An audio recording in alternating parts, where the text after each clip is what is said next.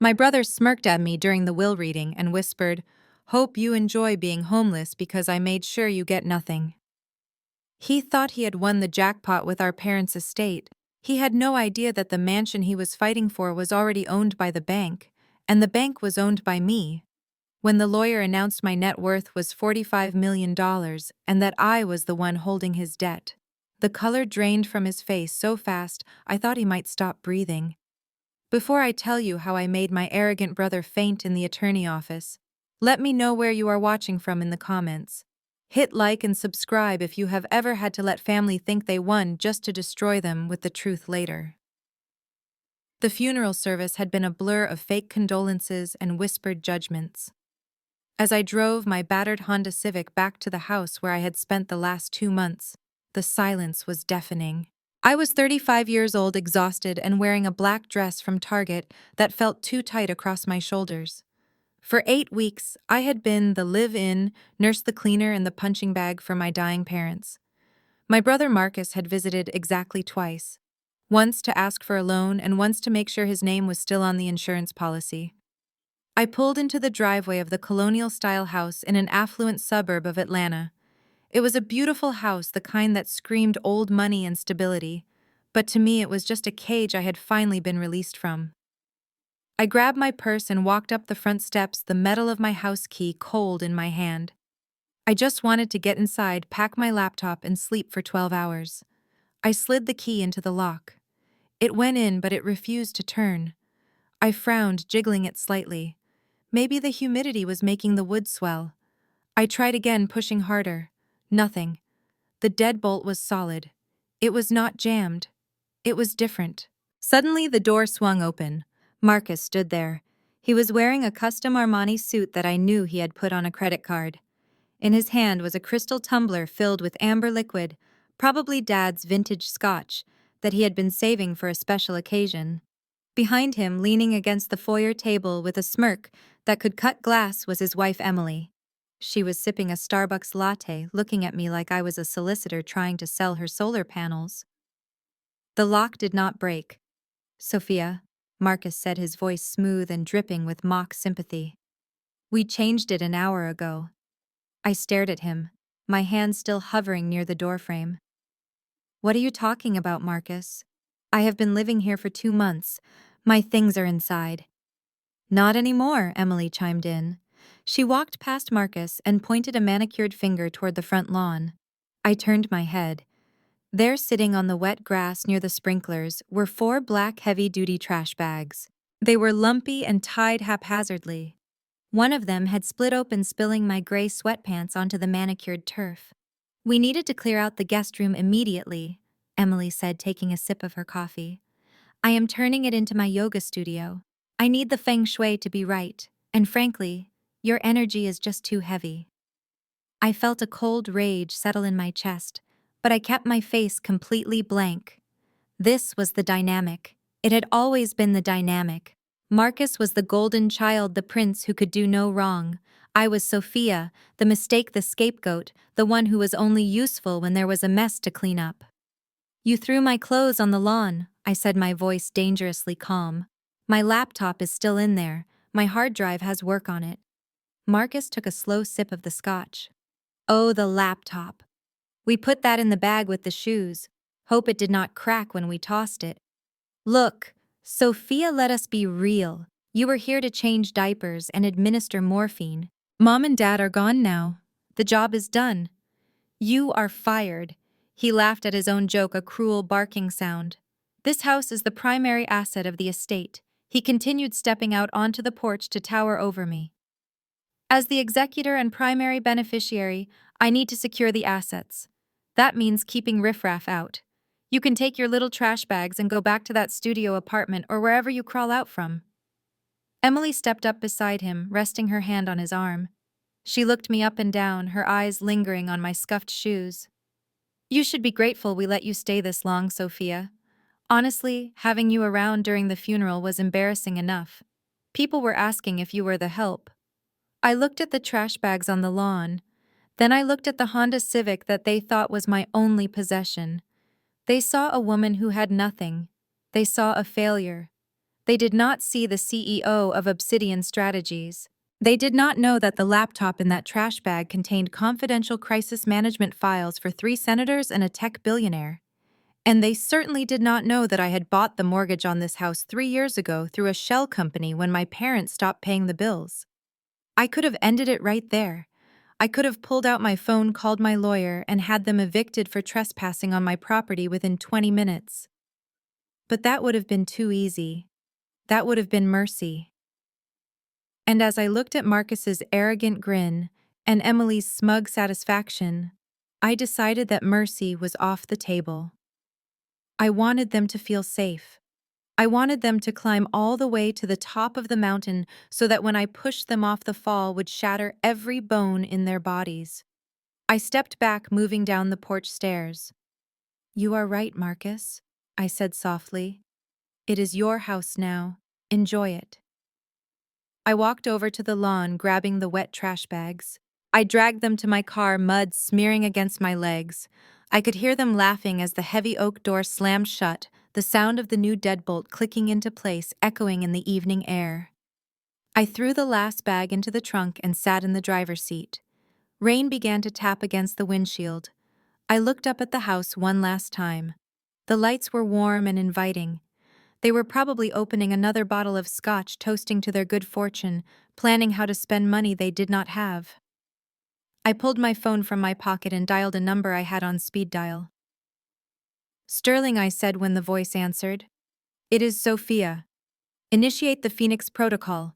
Let them believe they won. Let them have the funeral. Let them have the reading. I want the foreclosure notice to hit exactly 5 minutes after the will is read." I hung up and put the car in gear. As I drove away, I didn't cry. I didn't scream. I just smiled. Because I knew something they didn't. They had just declared war on the one person who owned the battlefield. The rain started 10 minutes after I pulled out of the driveway, a sudden torrential downpour that turned the Georgia sky a bruised purple. It hammered against the roof of my rusted Honda Civic, drowning out the radio I had not bothered to turn on. I pulled over to the side of the road, just outside the gated community entrance where my parents lived. My hands were gripping the steering wheel so hard, my knuckles had turned the color of ash. I took a deep breath, trying to steady the tremor in my fingers, but then a realization hit me like a physical blow to the stomach. My laptop. In the chaos of being evicted by my own brother, in the humiliation of dragging trash bags off the lawn, I had left my primary work computer in the study. It was not just a computer. That matte black laptop contained the encrypted keys to bank accounts in the Caymans and Switzerland. It held the crisis management strategies for a sitting senator who was currently battling a scandal in Washington. It had the only copy of the acquisition proposal for a tech merger worth $3 billion. If Marcus or Emily managed to guess the password, which was unlikely given their combined intellect, or if they simply sold it to a pawn shop for quick cash, the fallout would be catastrophic. Not for me, but for the clients who trusted Obsidian Strategies with their lives. I had to go back. I spun the car around the tires, screeching slightly on the wet asphalt. As I drove back toward the house, I rehearsed what I would say. I would be calm. I would be reasonable. I would beg if I had to. That was what they wanted, wasn't it? They wanted to see Sophia, the failure, the poor relation, begging for a crumb. I could play that role for 10 more minutes if it meant securing my assets. When I pulled back into the driveway, the house was glowing like a beacon. Every light was on. I could see shadows moving in the living room, silhouettes of people laughing and drinking. They were celebrating my departure. I parked the car and stepped out into the rain. Within seconds, my cheap Target dress was soaked through, clinging to my skin. The water ran down my face, mixing with the heat of my anger, but I forced my expression into a mask of desperation. I ran up the steps and pounded on the heavy oak door. It took a long time for anyone to answer. Finally, the curtain on the side window twitched. Emily peered out. I saw her recoil slightly when she saw me looking like a drowned rat on her porch. She did not open the door. Instead, she cracked it 2 inches, keeping the security chain firmly in place. "What do you want, Sophia?" she shouted through the crack, not bothering to hide her annoyance. "We are trying to enjoy a family evening." "My laptop!" I shouted back over the sound of the thunder. "I left my laptop in the study. Just let me grab it and I will leave. I promise." Emily laughed. It was a sharp, ugly sound. "Oh, you mean the computer you used to apply for unemployment? We were wondering about that. Marcus said he might need it. His computer is acting up and he needs something to manage the estate finances. It is password protected, Emily." I pleaded, playing the part. "It is useless to him. Please, I have personal photos on there. Memories of Mom and Dad." I knew that would not move her, but I had to try. Emily looked back over her shoulder, exchanging words with someone inside, probably Marcus. She turned back to me, her face twisting into a sneer. "Marcus says no. He says anything left in the house is part of the estate now. Besides, we do not want you coming in here and tracking mud all over the floors. I just had the carpets cleaned.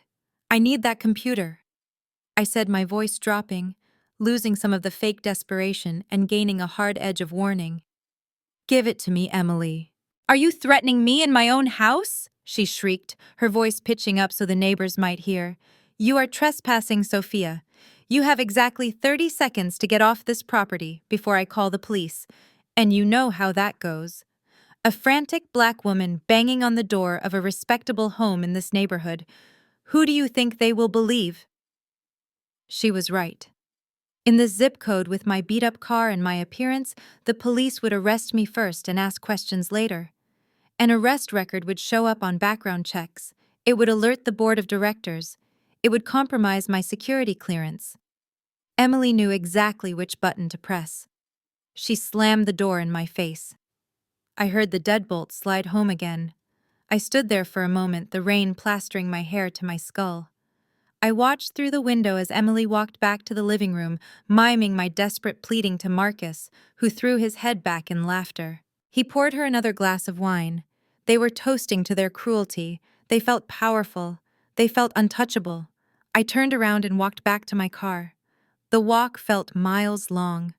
Every step was heavy with the weight of the injustice, but as I opened the door of the Honda and slid into the driver's seat, something inside me shifted.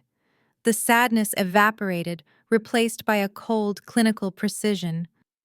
I was done playing the victim. I locked the car doors and reached under the passenger seat. I pulled out a hidden compartment that I had installed myself. Inside sat a heavy, ruggedized satellite phone and a spare tablet. This was my emergency kit, the lifeline I kept for situations exactly like this. I powered on the phone. The screen glowed blue in the darkness of the car. It connected to the secure satellite network in seconds. I dialed a number that very few people in the world possessed. It rang once. Obsidian Command. A crisp female voice answered. "Identify." "Authorization, Alpha Zulu 9. I said, my voice steady and commanding. "This is Sophia." There was a pause. Then the tone changed instantly. "Madam President, we were not expecting a check-in until Monday. The senator is holding on line 2 regarding the press release." "Cancel the meeting with the senator," I said, staring at the glowing windows of my parents' house. "Tell him a family emergency has come up and I will handle his crisis personally in 48 hours. Right now I have a different crisis to manage." "Understood," the assistant said. "What are your orders?" "I need you to contact Sterling. Tell him to pull the trigger on the foreclosure files. But I want to add a layer. Initiate Project Phoenix." There was a hesitation on the other end. "Project Phoenix, madam. That is the Scorched Earth Protocol. That is usually reserved for hostile corporate takeovers." "Are you sure?" I looked at the silhouette of my brother raising a glass in the living room. I looked at the trash bags in my back seat. "I am sure," I said. "I want a full asset trace on Marcus and Emily, every credit card, every hidden loan, every unpaid parking ticket. I want to know exactly how deep their debt goes, and find out who holds the note on Marcus's car. If it is a third-party lender, buy the debt. I want to own everything they think they possess." "Consider it done," she said. "And the laptop, madam. The tracker shows it is still active at the residence." "Remote wipe it," I commanded. "Do it now. Brick it. If they try to turn it on, I want them to see nothing but a black screen." Initiating remote wipe sequence, she confirmed. Done. The device is now a paperweight. Is there anything else? Yes, I said, watching the rain blur the lights of the house into jagged streaks. Book the presidential suite at the St. Regis Atlanta. I am done sleeping in guest rooms, and have a driver pick me up in the morning. I am leaving this Honda here. Let them look at it and think I have walked away. Let them think I am defeated. Understood. The car will be there at 0800. Good hunting, Madam President. The line went dead. I lowered the phone, a small, cold smile touching my lips for the first time that day. I leaned back in the seat, listening to the rain. Inside that house, Marcus and Emily were celebrating their victory, drinking expensive scotch, and dreaming of the fortune they thought they had just inherited. They had no idea that the timer had just started ticking. They had no idea that the sister they just kicked out into the rain was not a helpless nurse. She was the storm that was coming to wash them away. I started the engine not to drive away, but to turn on the heater. I would wait here a little longer. I wanted to watch the house. I wanted to memorize every detail of their arrogance, because when I was done with them, they would not even have a window to look out of. The game had changed. They were playing checkers, moving pieces around a board they did not understand. I was playing chess, and I had just moved my queen into position. The night was dark, but for the first time in months, I could see everything clearly. They wanted a war. I would give them an apocalypse. The morning sun filtered through the heavy velvet curtains of the presidential suite at the St. Regis, casting a warm glow across the Egyptian cotton sheets. For the first time in 2 months, I had slept for more than 4 hours. There was no monitor beeping, no medication schedule to check, and no brother banging on my door demanding money. I stretched, feeling the tension in my back begin to dissolve, but the peace was shattered instantly by the vibration of my phone on the marble nightstand. I rolled over and looked at the screen. It was Marcus. I debated letting it go to voicemail. I was technically homeless as far as he knew, likely sleeping in my car or on a friend's couch. Answering immediately might seem too eager, too available. But curiosity got the better of me. I wanted to know what he could possibly want less than 12 hours after kicking me out into the rain. I slid my finger across the screen and put the phone to my ear, saying nothing. "You are a thief!" Marcus screamed, his voice cracking with rage. "I know you took them. Bring them back right now, or I swear to God I will have the police at your location in 10 minutes. Good morning to you too, Marcus, I said, sitting up and reaching for the room service menu. What exactly am I supposed to have taken? My own clothes. You threw those on the lawn yourself. Do not play dumb with me, Sophia, he spat. The sapphires, Mom's vintage sapphire and diamond set. The necklace, the earrings, the bracelet. They are gone. The box is empty. Emily went to catalog the estate jewelry this morning, and the safe was cleaned out. You are the only one who had access to the code. You stole them before you left. I almost laughed. The accusation was so absurd, yet so perfectly in character for him. I did not touch Mom's jewelry, I said calmly. I have not opened that safe in years. Liar, he shouted. You knew you were getting nothing in the will, so you decided to help yourself. That set is worth $50,000. I have already called the insurance company and I am filing a police report for grand larceny. You are going to jail, Sophia. I hung up. I did not have the energy to argue with the delusion. But Marcus was not done. A few minutes later, my phone started blowing up with notifications. Facebook, Instagram, Twitter. I opened the Facebook app and felt my stomach drop. There at the top of my feed was a long, rambling post from Marcus. He had tagged me, our cousins, our pastor, and half the neighborhood. It breaks my heart to do this, the post began. But yesterday, after our beloved parents were laid to rest, my sister Sophia violated their memory in the worst way possible. We welcomed her into the home to say goodbye, and she repaid that kindness by looting the family safe. My mother's favorite sapphire necklace is missing. Sophia, if you are reading this, please just bring it back. We don't want to press charges, we just want to heal. Shame on you for stealing from the dead. Below the post, the comments were already rolling in. Family friends who had known me since I was a child were shaking their heads digitally. I always knew there was something off about her, one aunt commented. Drugs, maybe, another cousin speculated. Why else would she steal? Praying for you, Marcus, a neighbor wrote. You have been so strong dealing with her. My hands shook as I held the phone. It was not fear, it was pure, unadulterated fury. He was destroying my reputation. He was painting me as a common criminal to cover up his own incompetence. He knew that in our community the label of a thief would stick forever. It did not matter that I was a CEO. It did not matter that I had millions in the bank. To these people, I was now the drug addict's sister who stole from her dead mother. But then a memory surfaced. A specific sharp memory from 5 years ago. It was the Sunday of the Super Bowl. The Atlanta Falcons were playing. Marcus had been sweating all afternoon, pacing the living room, checking his phone every 30 seconds. I was visiting for the weekend, doing laundry in the mudroom. I remembered hearing him arguing in hushed tones on the back porch. I remembered the name he kept repeating. Big Tony. He owed Big Tony 20 grand on a bad bet. That night, Mom had come into my room crying. She said the sapphires were missing. She asked if I had seen them. I told her no. Then she asked me to never mention it to your father.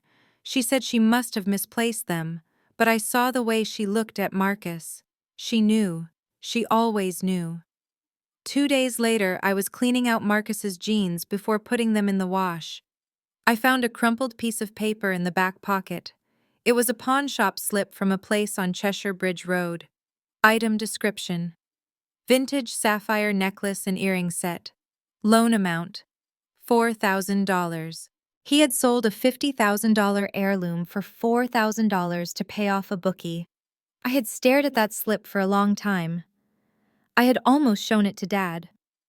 But Mom had begged me to keep the piece. She said Marcus was going through a hard time. She said he would buy it back.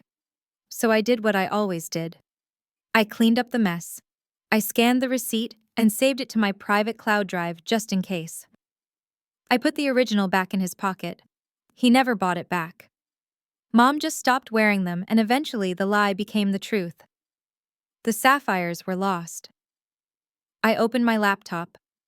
Not the one currently sitting bricked on Marcus's desk, but my secure tablet.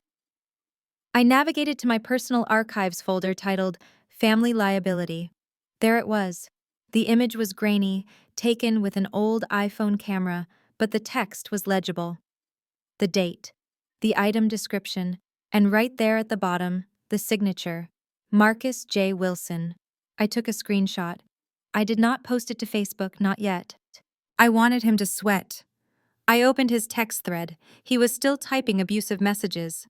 You are a disgrace, one read. I hope you rot, said another. I attached the image of the pawn shop receipt and hit send.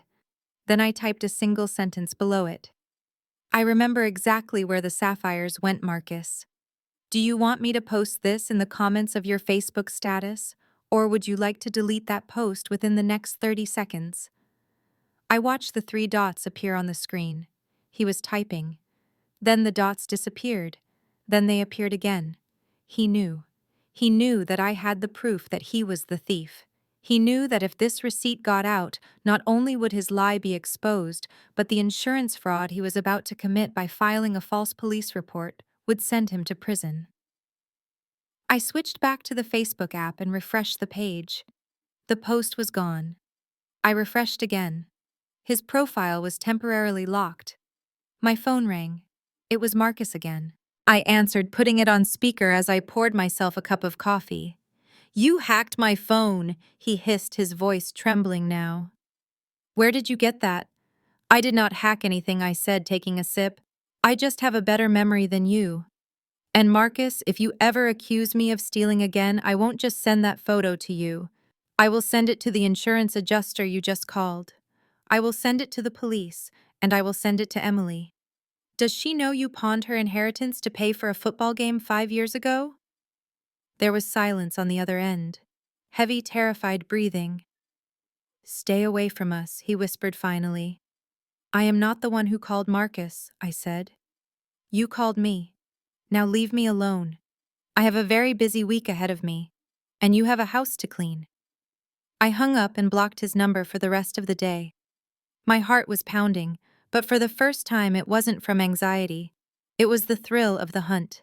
He had tried to bury me, but he forgot that I was the one who kept the map of where all the bodies were buried. I walked to the window and looked out at the Atlanta skyline. The rain had stopped. The city was gleaming. I had won this skirmish, but the war was just beginning. He thought the missing jewelry was his biggest problem. He had no idea that the house he was standing in was a ticking time bomb, and I was holding the detonator. I called Sterling, my lawyer. "Is the file ready?" I asked. "It is ready," Sophia Sterling's deep voice replied. "But are you sure you want to go through with this? Once we reveal the debt structure at the will reading, there is no going back. He will be ruined." I looked at the empty space on my finger, where a ring should be thinking of the family I never had. "He posted my name on Facebook as a thief, Sterling," I said. "He threw my clothes on the lawn. He does not care if I am ruined. Why should I care about him? Proceed with the filing. And Sterling, make sure the foreclosure notice is printed on the heaviest, most expensive paper stock you have. I want him to feel the weight of it when he holds it." "Understood," Sterling said. "See you at the reading." I hung up and went to the bathroom to run a bath. I ordered a bottle of champagne from room service. I was not celebrating yet. I was just hydrating. Because in 48 hours, I was going to drink the tears of a golden child, and I wanted to make sure I had a palate cleanser ready. The game was on. The sun had barely set before the cars started lining up down the street. It was only 2 days after the funeral, but the house was lit up like a carnival. Marcus was not grieving. He was hosting. I sat in the back of a blacked-out sedan parked 3 houses down, watching through tinted windows as valets in white jackets parked Mercedes and Porsches on the lawn I used to mow. "He is moving fast," Sterling murmured from the seat beside me. "He is trying to cement his status as the new patriarch before the ink on the death certificate is dry." I looked at the house. Music was thumping a heavy bass line that rattled the windows. This was not a memorial. It was a coronation. "He thinks he has won," I said quietly. "He thinks the game is over." Sterling adjusted his glasses, checking his watch. "It is time, Sophia. The process server is ready, but you wanted to deliver the notice of the will reading personally. Are you sure about this? It is going to be ugly." I opened the car door. "Ugly is exactly what I need, Sterling. Let them see who he really is." I walked toward the house flanked by Sterling and 2 large men in suits who looked like they ate concrete for breakfast. I was not wearing my Target dress tonight. I was wearing a tailored suit that cost more than Marcus's car, though in the dark with my hair pulled back, I just looked like business. We walked right past the valet stand. The security guard at the door, a hired muscle I did not recognize, tried to step in front of me. "Private event," he grunted. "Guest list only." I did not stop walking. One of my guards simply stepped forward and moved him aside with a gentle but firm pressure that brooked no argument. We walked through the front door and into the chaos. The living room had been transformed. The furniture was pushed to the walls. Waiters were circulating with trays of champagne and hors d'oeuvres. I recognized the catering company. It was the most expensive in Atlanta. I also knew, because my team had already flagged the transaction, that Marcus had billed the entire $20,000 cost to my dead father's American Express card. The crowd was a mix of Marcus's shady business associates and the social climbers Emily was desperate to impress. They were laughing, drinking, and spilling wine on the Persian rug my mother had loved. I walked to the center of the room. Sterling was right beside me. The music died down as people started to notice us. The hush spread outward until the only sound was the clinking of glasses. Marcus was holding court near the fireplace, a glass of champagne in one hand and a cigar in the other. Emily was hanging on his arm, looking flushed and triumphant. When Marcus saw me, his smile vanished, instantly replaced by a look of pure, unadulterated hatred. "What the hell are you doing here?" he shouted, his voice echoing in the sudden silence. "I told you to stay away." I ignored him. I looked around the room, making eye contact with the few people I recognized. Neighbors who had known me since I was a child looked away, ashamed. I am just here to deliver a message, Marcus. I said, my voice calm and carrying easily across the room. Since you blocked my number and refused to answer your attorney's calls. I gestured to Sterling. He stepped forward and held out a thick cream-colored envelope. Mr. Wilson, Sterling said formally. This is official notice that the reading of the last will and testament of your parents has been scheduled for tomorrow morning at 9 a.m. Your presence is required. Marcus stared at the envelope like it was a bomb. He did not take it. He slapped Sterling's hand away, sending the envelope fluttering to the floor. Get out, he screamed. Get out of my house. You ruin everything. You ruined the funeral with your cheap clothes and your moping, and now you come here to ruin my party. He stepped closer, his face twisted. Look at you. You are pathetic. Trying to act important with your little lawyer friend. Everyone here knows what you are, Sophia. You are a leech. You are jealous because Mom and Dad finally cut you off. Emily chimed in, her voice shrill.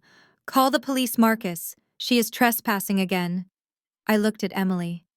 You are wearing the sapphire earrings, I noted, the ones that were supposedly stolen. Emily's hand flew to her ears, her eyes widening. The crowd murmured. I saw a few people exchange glances. Marcus lost it. He was not used to being challenged, certainly not in front of an audience he was trying to impress. He threw his champagne glass. It shattered at my feet, shards of crystal and expensive wine exploding across my shoes and the hem of my trousers. Get out, he roared. Do not dirty my floor, you are trash. Sophia, trash. My security guards tensed, ready to move, but I held up a hand to stop them. I looked down at the broken glass. Then I looked up at Marcus. I did not flinch. I did not yell back. I just looked at him with a profound, terrifying pity. See you at 9? Marcus, I said softly. I turned on my heel and walked out.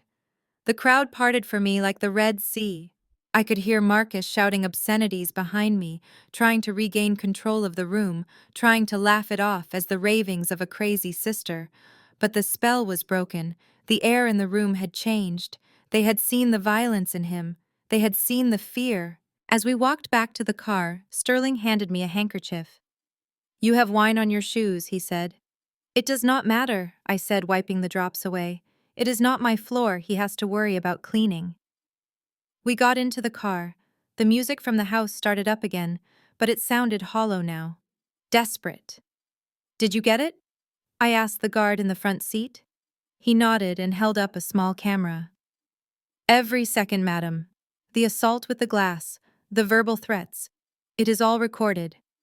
Good, I said. Add it to the file. We drove away into the night. Marcus thought he had humiliated me. He thought he had shown his power.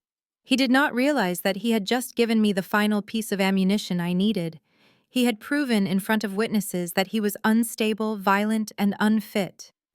Tomorrow I was not just going to take the house, I was going to take his dignity, and I was going to do it without raising my voice. The party was over. The hangover was about to begin. Back at the St. Regis, I did not go to sleep immediately. The adrenaline from the confrontation at the party was still humming in my veins, but it was not the only reason I remained awake. I sat in the darkened living room of the suite, the glow of my tablet illuminating my face. On the screen was a live feed from the hidden cameras my security team had installed around the perimeter of my parents' estate months ago. I had originally put them there to monitor the nurses and ensure my parents were receiving proper care, but tonight they were serving a very different purpose. I watched as the last of the party guests stumbled out to their cars, leaving tire tracks on the lawn. The catering vans packed up and drove away, leaving Marcus alone in the driveway. He looked deflated. The bravado he had worn like a suit of armor inside the house had vanished. He loosened his tie and leaned against the hood of his leased BMW, lighting a cigarette with shaking hands. He thought he was alone. He thought the night was over. He was wrong. A black SUV with tinted windows, which had been idling down the street for the last hour, suddenly pulled forward. It did not park. It blocked the driveway, trapping Marcus in. I leaned forward, turning up the volume on my tablet. The microphone near the garage picked up the crunch of gravel as a man stepped out of the passenger side. He was not a guest. He was dressed in a cheap suit that strained at the shoulders, and he walked with the heavy, deliberate gait of a man who hurt people for a living. Marcus dropped his cigarette. I saw him take a step back, his hands coming up in a defensive posture. "Mr. Stone." Marcus stammered, his voice thin and high. "I was not expecting you until next week." The man Stone did not smile. He stopped 3 feet from Marcus, invading his personal space. "Next week was the deadline for the interest payment, Marcus. But then we saw your little Facebook post. We saw the party. We saw the champagne. It was a wake," Marcus said quickly, sweat glistening on his forehead even in the cool night air. "For my parents. It looked expensive," Stone said. His voice was a low rumble like a car engine idling. "My employer got concerned. If you have money for French champagne and catering, surely you have the money to settle your account." "I do not have it liquid right now," Marcus pleaded. "That is what I have been trying to tell you. The estate is huge, millions. The house alone is worth 1.5. I just need a few days for the probate to clear." Stone reached out and grabbed Marcus by the lapels of his jacket. He slammed him back against the hood of the BMW. The sound was a dull thud that made me wince even from the safety of my hotel room. "We do not care about probate," Stone hissed. "You are down $500,000, Marcus. You bet on the Falcons. You bet on the Hawks. You bet on horses that are currently running in glue factories. You kept doubling down, saying your inheritance would cover it. Well, your parents are dead now. The clock has stopped. I have the house." Marcus gasped, clutching at Stone's wrists. "It is mine. I am the sole heir. I swear to God. I can sell it. I can get you the cash." Stone released him, smoothing down the front of Marcus's jacket with a mock gentleness that was more terrifying than the violence. "You have 48 hours, Stone said. 500,000, cash. Or we start taking payment in other ways. I heard your wife has very nice fingers. It would be a shame if she couldn't wear her rings anymore." Marcus went pale. He nodded frantically. "I will get it. I promise. I will sell the house tomorrow. I know a guy, a cash buyer." "You do that," Stone said. He turned and got back into the SUV. The vehicle reversed out of the driveway and disappeared into the night. Marcus stood there for a long time, hyperventilating. He looked like a cornered animal. Finally, he turned and ran back into the house. I switched the camera feed to the living room. Marcus burst through the front door, startling Emily, who was picking at the leftover hors d'oeuvres. "We have a problem," Marcus said, his voice trembling. Emily looked up, annoyed. "You are drunk, Marcus. Come to bed. And did you see how Sophia looked at me? She is jealous. I told you she would be. Shut up about Sophia," Marcus screamed, grabbing Emily by the shoulders. "Listen to me. We need money. Now." Emily pulled away, looking at him with disgust. "What are you talking about? We are rich. We have the house. We have the insurance money coming." "The insurance takes months." Marcus paced the room, running his hands through his hair. "I need cash immediately. 500,000. Emily froze. 500,000? "Marcus, what did you do? Is this about gambling again? You told me you stopped. You swore on your mother's life." "I did stop." Marcus lied, his eyes darting around the room. This is an old investment that went bad. Leverage. It is complicated business stuff you wouldn't understand. But if I don't pay it back by Friday, we lose everything. They will come for the house. They will come for you." Emily's face crumpled. She looked at the expensive furniture, the crystal chandelier, the life she felt she was owed. She was not worried about Marcus's safety. She was worried about her lifestyle. "So what do we do?" she whispered. "We sell the house," Marcus said. "Tonight, tomorrow morning at the latest." "But the will," Emily argued. "The lawyer said we have to wait for the reading. We do not have the deed yet." "Screw the lawyer," Marcus snapped. "I am the son. I am the heir. I have the keys. I know a guy, a private investor, who buys properties for cash, no questions asked. He buys below market value, but he pays instantly. We can get maybe 800,000 for it fast. But the house is worth almost double that, Emily protested. Do you want 800,000 or do you want to be homeless? Marcus shouted. He pulled out his phone, his fingers flying across the screen. I am texting him now. He has been trying to buy into this neighborhood for years. I will tell him we want a quick close. We sign a quitclaim deed, he wires the money, and we deal with the legal mess later. Once we have the cash, nobody can take it back. I watched on my screen as Marcus made the call. I heard him haggling. I heard the desperation in his voice as he agreed to a criminally low price just to get the liquidity he needed to save his skin. He was selling my parents' legacy, the home they had worked 40 years for, to a predatory flipper just to pay off a bookie. And the best part was he truly believed he could do it. He hung up the phone and turned to Emily, a manic grin on his face. He is in, Marcus said. He is bringing the paperwork tomorrow morning at 8 a.m., before the will reading. We sign, we get the wire transfer, and we are safe. When Sophia and that lawyer show up at 9, the house won't even be ours anymore. There will be nothing for them to fight over. Emily clapped her hands, her greed overriding her common sense. Oh, that is brilliant, Marcus. Sophia will be furious. She will show up to claim her share and find out we already cashed out. They hugged, celebrating their genius plan. They were going to sell a house they did not own to pay a debt they could not afford. I set my tablet down on the coffee table. The tea I had ordered was cold, but I took a sip anyway. Marcus had just walked into the final trap. By attempting to sell the property outside of probate, he was not just breaking inheritance laws. He was committing real estate fraud. He was accepting money for an asset that already had a lien on it. I picked up my phone and sent a message to Sterling. Prepare the title fraud documentation, I wrote. Marcus is attempting a wildcat sale tomorrow morning at 8. Let the transaction go through. Let him sign the papers. Let him think he has the money. Sterling replied instantly. That is a felony, Sophia. If he signs that deed, he is looking at 5 years minimum. I looked at the screen one last time. Marcus was pouring another drink, shaking with relief. I know, I typed back.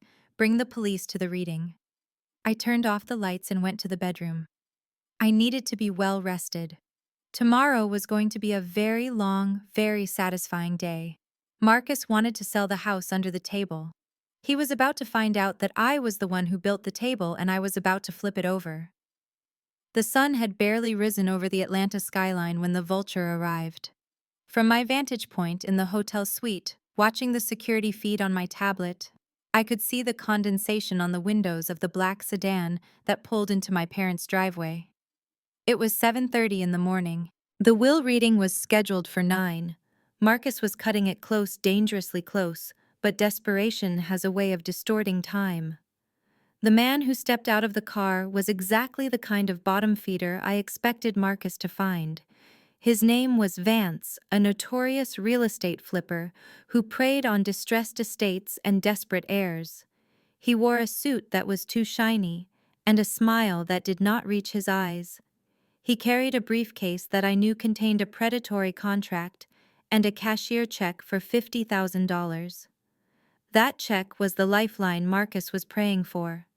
It was the only thing standing between him and the enforcers who had threatened to break his legs the night before.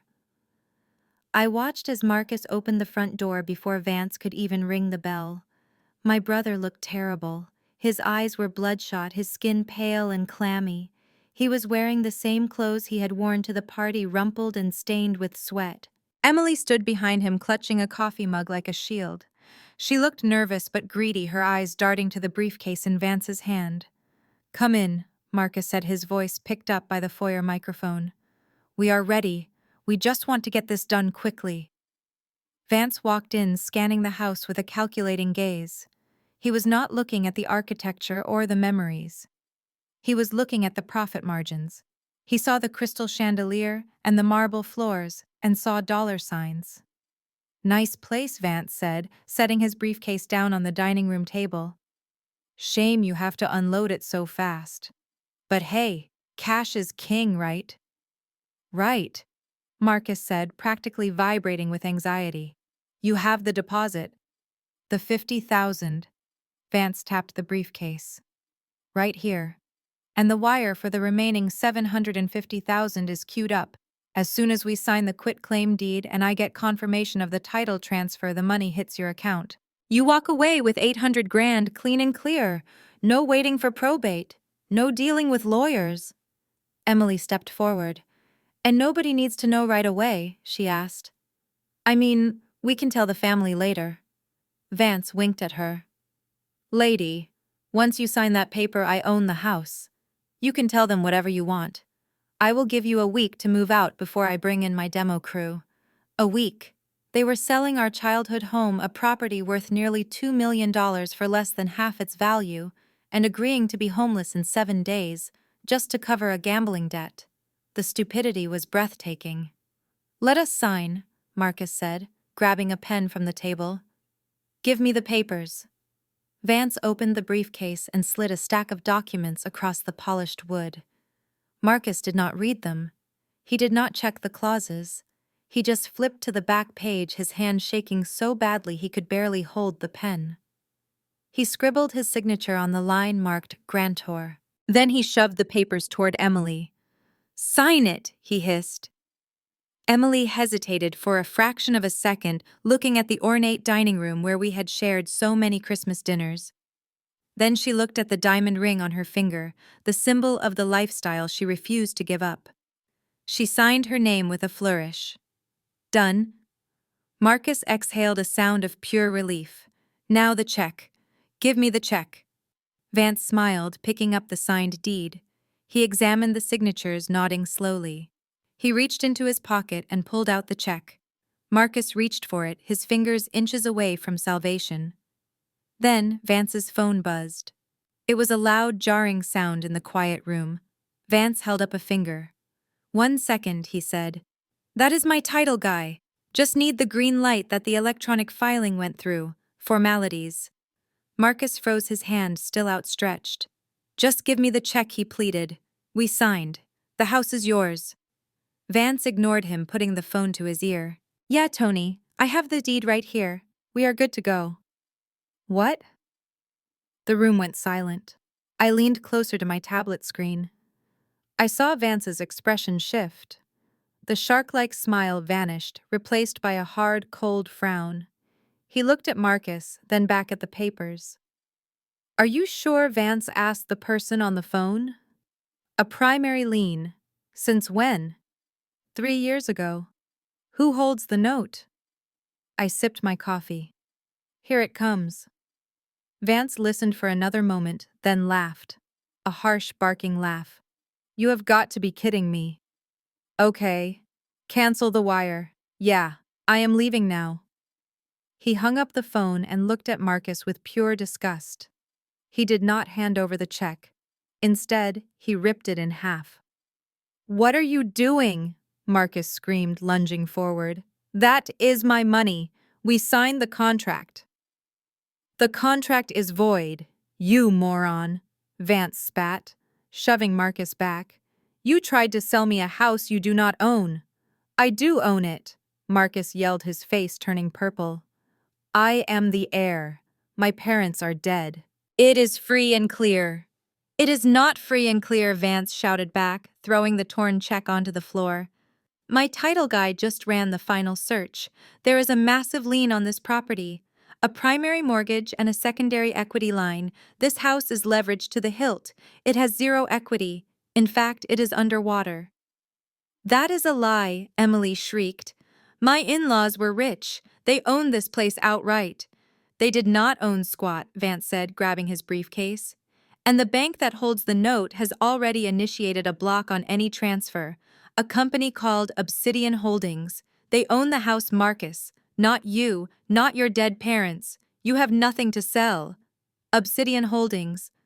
Marcus stammered the name, meaning nothing to him. Who is Obsidian Holdings? I never heard of them. Ask your daddy. Vance sneered. Looks like he mortgaged your inheritance to pay for something expensive. Maybe he was not as rich as you thought. Or maybe he just liked spending money he did not have. Just like you. Vance turned and marched to the door. You are lucky I do not call the cops for fraud, kid.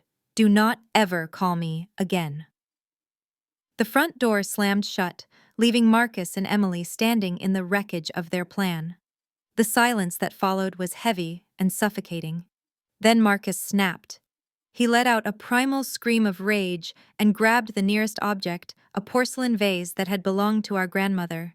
He hurled it against the wall, watching it shatter into 1,000 pieces. Liars, he screamed at the ceiling, at the ghosts of our parents. You lied to me. You said this was mine. You said I would be set for life. He flipped the dining room chair, sending it crashing into the china cabinet. Glass exploded everywhere. Emily cowered in the corner, sobbing, covering her head with her hands. Who is Obsidian Holdings? Marcus roared, kicking the table leg. Why did you give my house to them? You stole from me! You are dead, and you are still stealing from me.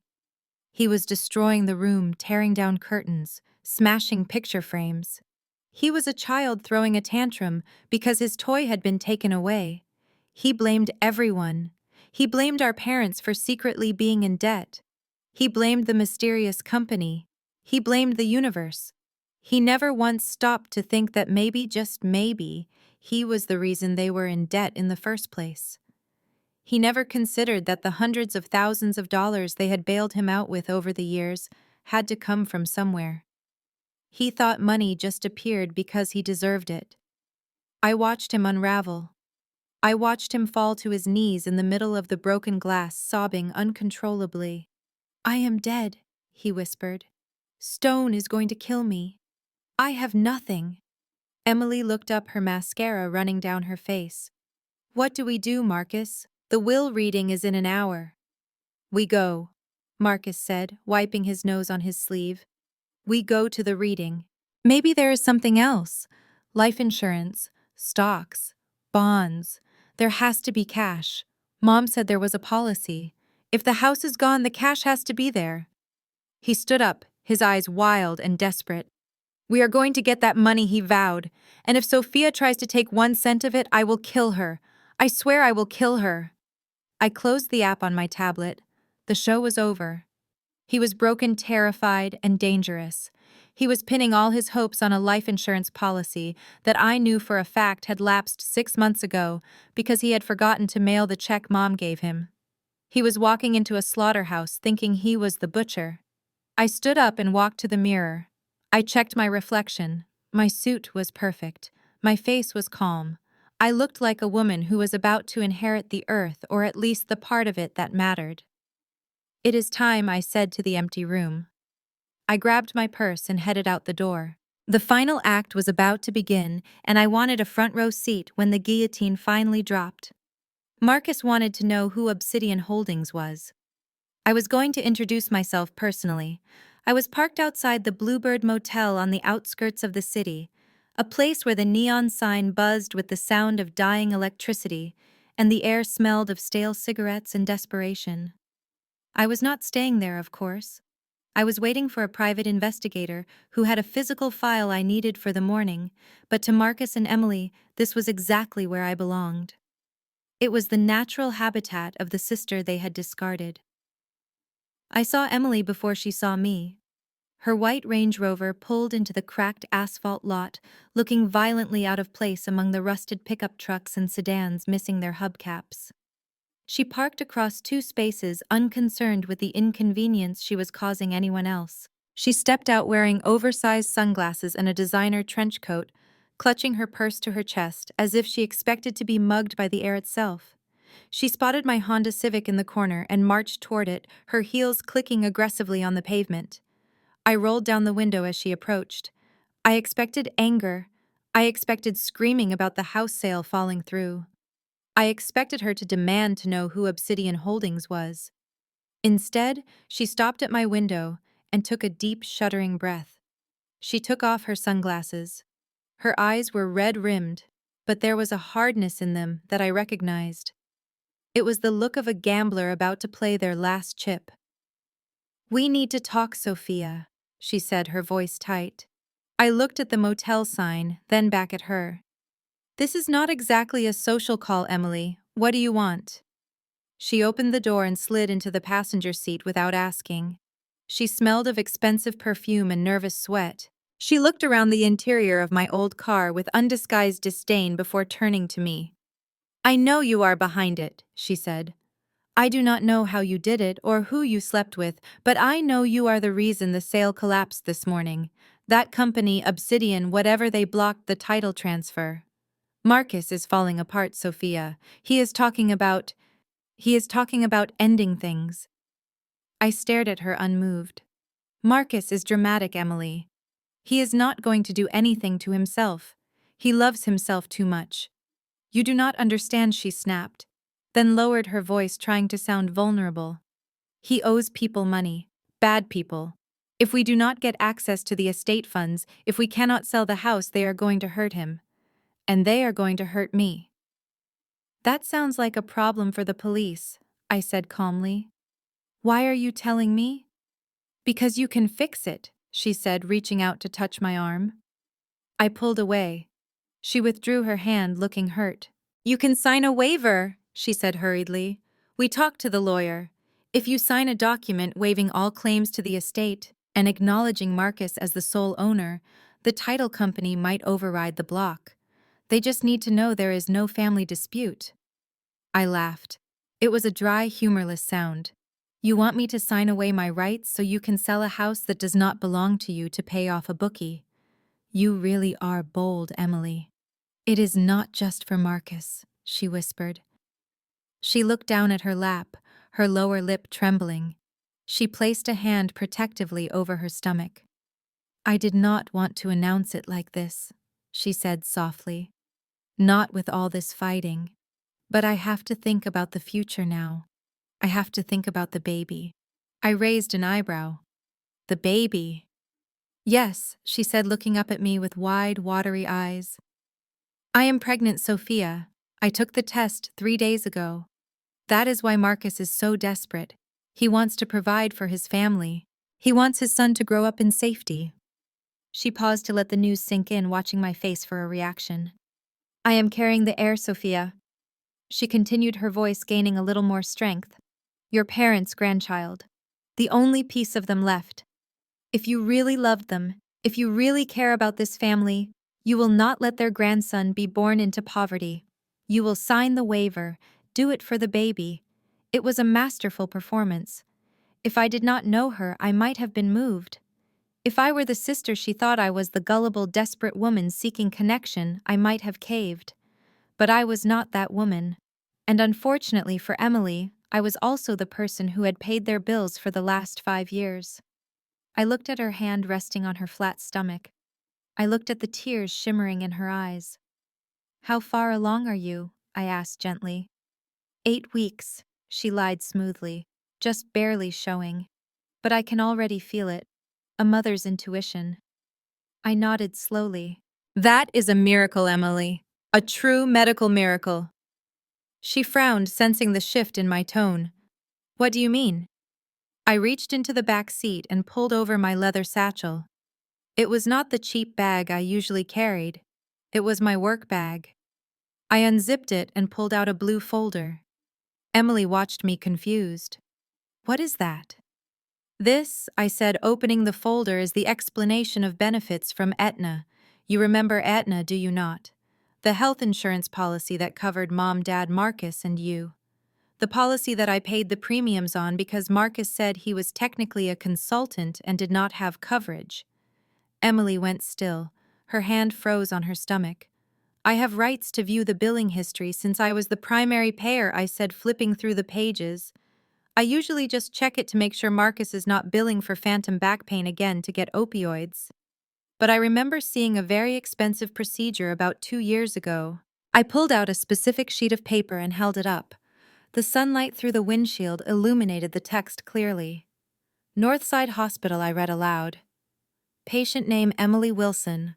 Procedure code 58600. Ligation or transection of fallopian tube." I lowered the paper and looked her dead in the eye. "You had your tubes tied 2 years ago, Emily," I said, my voice dropping to a whisper. "You told Marcus it was an appendectomy. You told Mom you had a cyst removed. But I paid the bill. I saw the pathology report. You made sure you would never have children because, and I quote what you told your friends at brunch that day, you did not want to ruin your figure. Emily's mouth opened and closed like a fish out of water. Her face turned a blotchy, horrifying shade of red. The hand on her stomach dropped as if she had been burned. So unless you are carrying the second coming of Christ, I continued, leaning in closer. There is no baby. There is no heir. There is just you lying to my face in a motel parking lot using a non-existent child to try and scam me out of my inheritance. She scrambled for an excuse. It was reversed. I had it reversed. I shook my head. No, you didn't. I pay the bills, Emily. I would know. She stared at me, stripped of all her pretenses. The grieving daughter-in-law act was gone. The pregnant mother act was gone. All that was left was a greedy, vicious woman who had been caught in a lie so repulsive it made my stomach turn. Get out of my car, I said. She did not move immediately. She looked at the folder, then at me, her eyes narrowing with a new kind of hate. You think you are so smart, she hissed. You think because you have some paperwork you have won. Marcus will never believe you. He listens to me. I smiled. Then let us call him right now. Let us put him on speaker and I will read him this procedure code. Do you think he will be happy to know his wife has been lying to him about their future family for 2 years?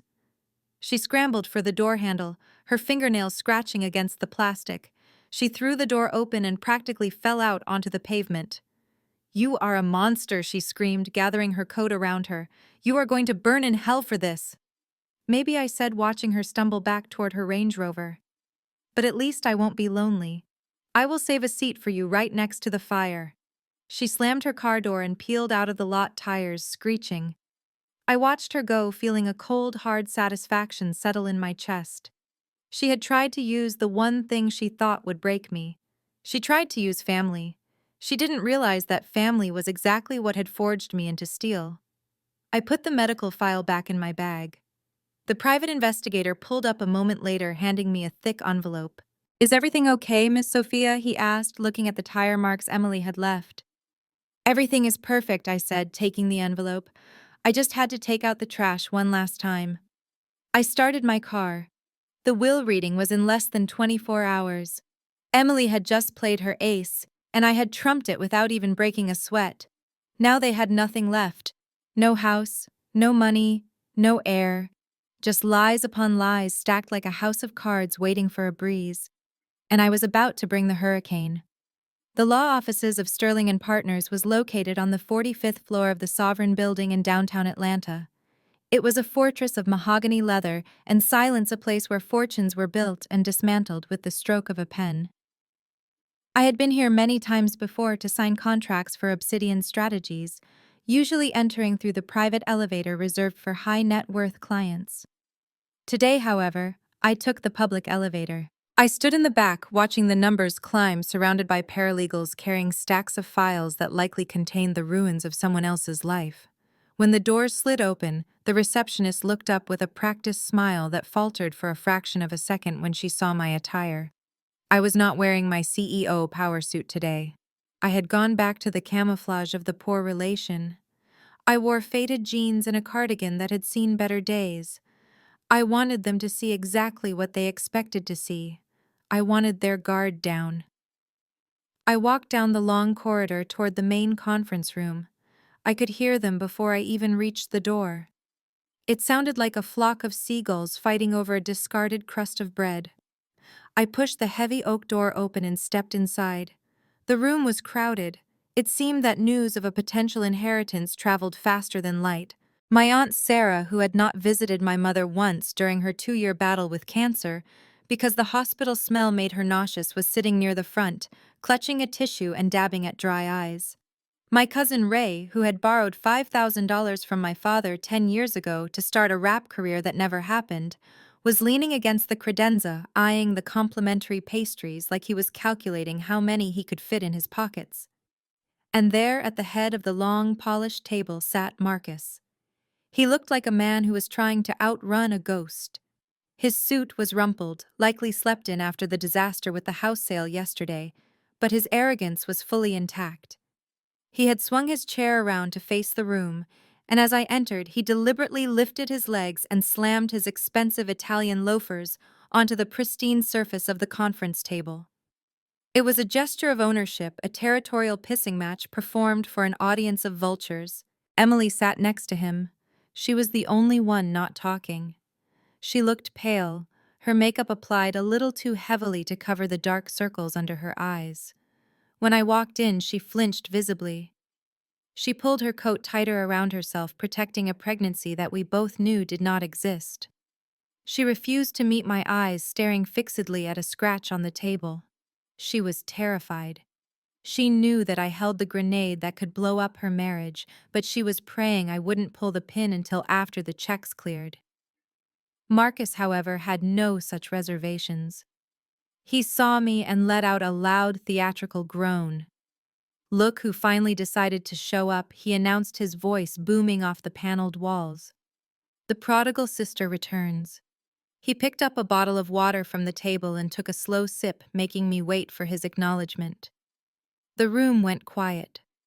All the aunts and cousins turned to look at me. Their eyes were not kind. To them, I was the failure, the spinster, the one who had brought shame on the family by not being as successful or charismatic as Marcus. They saw my old clothes and sneered. "You wasted gas money coming here, Sophia," Marcus said, setting the bottle down with a thud. "I told you yesterday, I told you at the house, this is a formality. You are just here to watch me sign the papers." I did not say anything. I just walked to the far end of the table opposite him and pulled out a chair. I sat down slowly, placing my hands on the table. "It is a legal requirement, Marcus," I said softly. "I am a surviving child. I have to be here." He laughed, shaking his head. "A surviving child? You are a surviving leech. You know, Aunt Sarah was just telling me how you used to beg for money at Christmas. It is sad, really. You probably think there is some secret stash of cash Mom hid for you. Let me spoil the surprise. There isn't." Aunt Sarah nodded vigorously, her double chin wobbling. "It is true," she chimed in, her voice shrill. "Marcus was always the favorite. Everyone knew it. He is the one carrying on the family name. You should show some respect, Sophia. He is the head of the household now."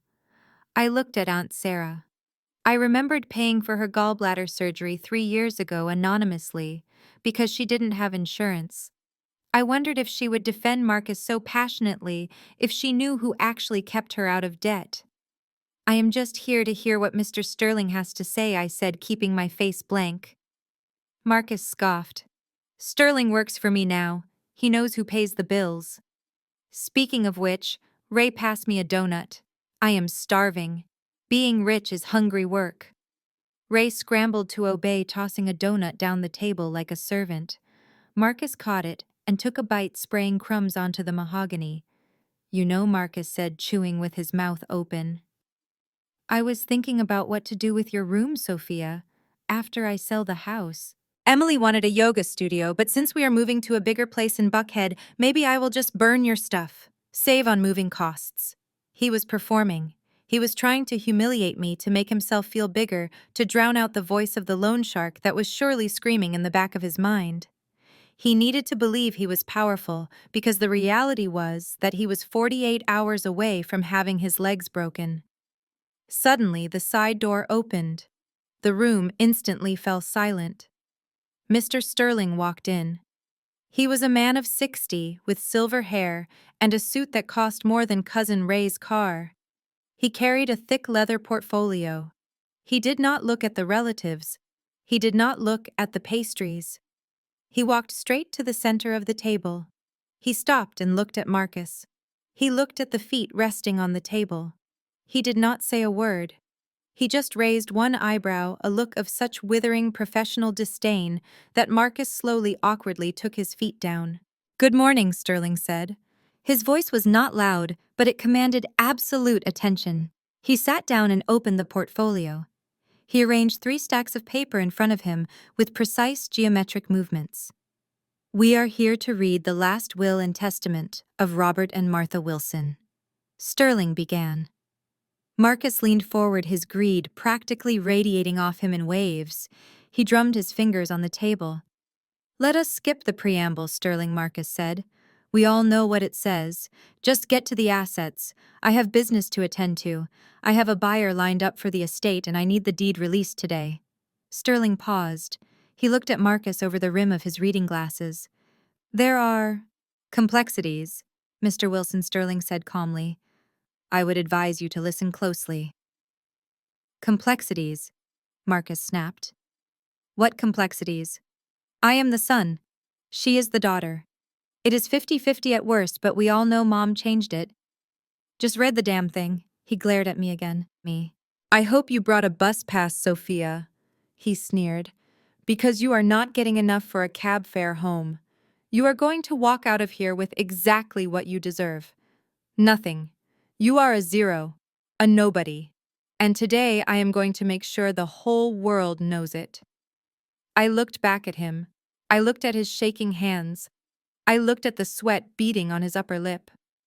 You are right, Marcus, I said, breaking my silence. Today everyone is going to know exactly what we are worth. Sterling cleared his throat. The sound was like a gavel striking a block. If everyone is ready, he said, I shall begin. He picked up the first document. The room held its breath. The vultures leaned in. Marcus smirked. Emily closed her eyes. And I just sat there waiting for the avalanche to begin. The room was spinning when Marcus opened his eyes. For a blissful second he thought he was back in his bed at the house hungover from too much cheap champagne. But then the smell hit him, the scent of lemon polish and old paper. He looked up and saw the acoustic tiles of the law office ceiling. He saw Emily hovering over him, her mascara running down her cheeks in black rivulets, looking like a gargoyle of grief. And beyond her, sitting perfectly still at the mahogany table, was Sterling. He was drinking a cup of coffee. He did not look concerned. He looked like a man who was waiting for a minor inconvenience to resolve itself so he could finish his work. Get up, Mr. Wilson Sterling said, his voice cutting through the fog in Marcus's brain. We have not finished the proceedings. Marcus scrambled to his feet, using the edge of the table for support. His legs were shaking. He looked at me standing across the room with my arms crossed. He looked at the file in Sterling's hand. It is a lie, Marcus croaked, wiping sweat from his forehead. It has to be a lie. Sophia does not have $45 million. She drives a Honda. She wears rags. It is called stealth wealth, Marcus, I said calmly. You should try it sometime. It lasts longer than leased BMWs. Marcus ignored me, turning his desperate gaze to the lawyer. Sterling, you have to fix this. You said I get the house. You said I get the assets. I said you get the estate. Sterling corrected, setting his coffee cup down with a sharp click that sounded like a gavel striking sound block. And as I was explaining before, you decided to take a nap on the carpet under Georgia state law, specifically Title 53, regarding wills, trusts, and administration of estates, the acceptance of assets is inextricably linked to the acceptance of liabilities. You cannot cherry-pick, Mr. Wilson. You cannot take the house and leave the mortgage. It is a package deal. But $1.2 million, Marcus stammered, his face pale. How is that possible? The house is only worth 1.5. Sterling opened the file again, pulling out a spreadsheet that was color-coded in red. Your parents took out a reverse mortgage 10 years ago, Sterling explained. They wanted to maintain their lifestyle. They wanted to keep up appearances at the country club. They wanted to keep bailing you out of your various predicaments. They borrowed against the equity of the home. He slid a paper across the table. And the life insurance policy you were so excited about? Sterling continued. Your mother signed a collateral assignment 5 years ago. Every penny of that $500,000 death benefit was legally pledged to pay the accrued interest on the reverse mortgage. It was gone before she even took her last breath. Marcus stared at the paper. His hands were trembling so violently he could barely hold it. So I get nothing, he whispered. Sterling shook his head. No, Mr. Wilson. Nothing would be a blessing. You get the debt. Since the insurance only covered the interest, the principal balance of $1.2 million is now due immediately upon the death of the borrower. Since you signed the acceptance of the estate 5 minutes ago, that debt is now yours personally. Marcus looked around the room. The relatives were silent. Aunt Sarah was clutching her purse, looking at Marcus like he was contagious. Cousin Ray had quietly put the donut back on the plate. They smelled the stench of ruin, and they were already backing away. "I will not pay it!" Marcus shouted, his voice cracking. "I do not have that kind of money. This is entrapment. You tricked me." "Nobody tricked you, Marcus," I said. "You were just too greedy to ask questions. You were so busy counting money you didn't have that you forgot to check who held the note." Marcus spun around to face me. "You," he spat. "You bought the debt. Why would you do that?" "Because I knew this day would come," I said. "I knew you would try to take everything. I wanted to make sure that when you reached for the prize, you grabbed a live wire instead." Marcus looked at Emily. She was sobbing quietly, staring at her diamond ring, calculating how much it would fetch at a pawnshop. "I declare bankruptcy!" Marcus yelled suddenly, pointing a finger at Sterling. "That is what I will do. I will file Chapter 7. I will wipe it all out. You cannot get blood from a stone. I will declare bankruptcy right now, and you won't get a dime, Sophia." He looked triumphant for a second, thinking he had found the loophole. He thought he could just wash his hands of it, like he had done with every other mistake in his life. Sterling sighed. He took off his glasses and rubbed the bridge of his nose. "I was afraid you would say that," Sterling said. He reached into his briefcase and pulled out a manila envelope. He slid it across the table. It was thick. It was heavy. "If this were a simple debt, Mr. Wilson bankruptcy might be an option," Sterling said. "However, there is the matter of yesterday morning." Marcus froze. "Yesterday morning." Sterling tapped the envelope. "We have a sworn affidavit from a Mr. Vance, a real estate investor. He claims that yesterday at 8 a.m. you attempted to sell him the property at 42 Willow Creek Drive. You signed a contract. You accepted a deposit check. You represented yourself as the owner of a property that you did not yet own, and more importantly, you failed to disclose the existing liens." Marcus's mouth opened, but no sound came out. "That is called mortgage fraud," Mr. Wilson Sterling said, his voice hard as flint. "And under federal law, debts incurred through fraudulent activity are non-dischargeable in bankruptcy. You cannot file Chapter 7 to escape a crime you committed." Sterling leaned forward, locking eyes with Marcus. "So here is your reality. You owe Obsidian Strategies $1.2 million. You have exactly 24 hours to wire the full amount. If you do not, two things will happen. First, Obsidian Strategies will foreclose on the property and seize all assets, including your personal vehicles and your wife's jewelry, to satisfy the judgment. Second, I will personally hand this file regarding the fraudulent sale to the district attorney." Marcus backed away, hitting the wall. He looked like a trapped animal. "Jail," he whispered. Sterling nodded. "Credit fraud involving amounts over $500,000 carries a mandatory minimum sentence. You are looking at 5 to 10 years, Marcus, unless you pay." Marcus looked at me. He looked at the sister he had mocked, the sister he had kicked out, the sister he had called a nobody. He realized finally that I held his life in my hands. "Sophia," he pleaded, his voice breaking into a sob. "Sophia, please, we are family. You cannot send me to jail. I am your brother." I looked at him. I thought about the trash bags on the lawn. I thought about the way he had laughed when he locked me out in the rain. "Family looks out for each other, Marcus," I said coldly. "But you made it very clear yesterday that I am not your family. I am just the girl who got the books." I checked my watch. "You have 23 hours and 59 minutes, Marcus.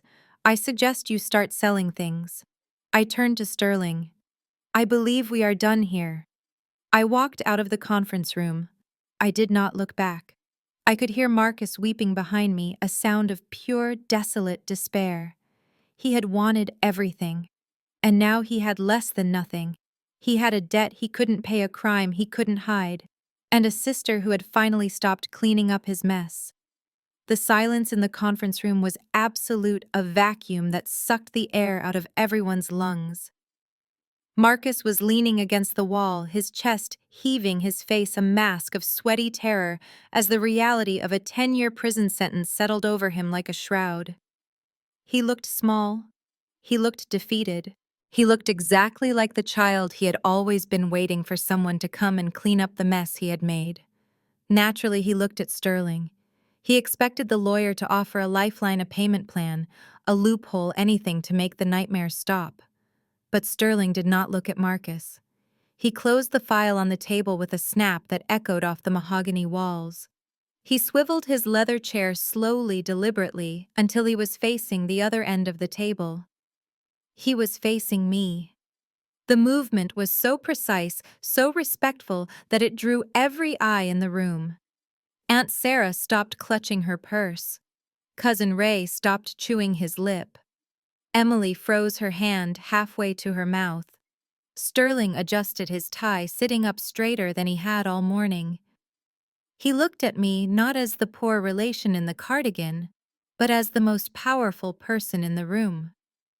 Madam President Sterling said, his voice deep and deferential. The debtor is claiming insolvency and requesting a restructuring of the liability. Given the fraudulent nature of the attempt to sell the collateral yesterday and the total default on the principal balance, the decision rests entirely with you. He paused, letting the words hang in the air. Do you wish to extend a grace period to Mr. Marcus Wilson, or shall we proceed with immediate seizure of assets and criminal referral? The question hung there, vibrating in the silence. For a moment, nobody moved. The processors in their brains were misfiring, trying to connect the dots. Sterling, the high-priced lawyer, was asking Sophia, the girl with the old Honda, for permission. He called her Madam President. He was treating her like she owned the building. Marcus was the first to break the paralysis. He let out a choked, confused laugh. "What are you doing, Sterling?" Marcus stammered, pushing himself off the wall. "Why are you asking her? She is nobody. She is broke. She just got a pile of old books. Stop playing games and tell me who owns the debt. Tell me who I have to beg." Sterling did not look away from me. He simply opened a new folder, a sleek black binder that looked like it belonged in a boardroom at the Pentagon. "I am not playing games, Mr. Wilson," Sterling said coldly. "I am addressing the chairman of the board and sole proprietor of Obsidian Strategies." He slid the binder across the table. It spun perfectly on the polished wood, coming to a stop, right in front of Marcus. Emily stood up. Her legs were shaking so bad, she knocked her chair back, but she moved toward the table. She reached out and opened the binder. Her eyes scanned the first page, then the second. Her face went from pale to a translucent, ghostly white. Her hands started to tremble, a violent, uncontrollable shake. She was holding a styrofoam cup of water she had taken from the refreshment cart.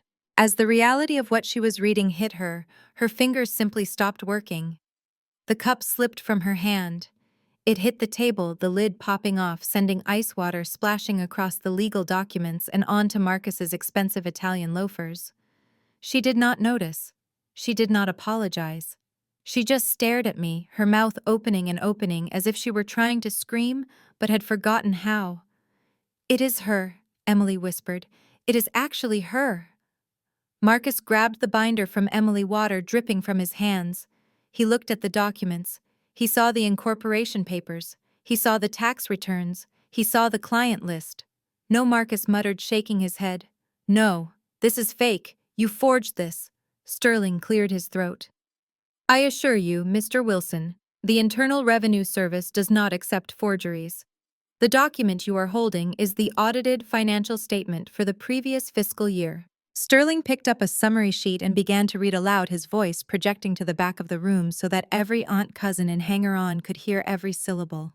Sophia Marie Wilson Sterling read, "Founder and Chief Executive Officer of Obsidian Strategies, a crisis management firm based in Washington, D.C., specializing in reputation recovery and strategic litigation for high-net-worth individuals and political entities." He paused, looking over his glasses at Aunt Sarah, whose jaw was practically on the floor. "Primary consultant for 3 sitting United States Senators," Sterling continued. Recent contracts include the restructuring of the Anderson Tech merger and the cleanup of the Atlantic oil spill PR disaster. He turned back to Marcus.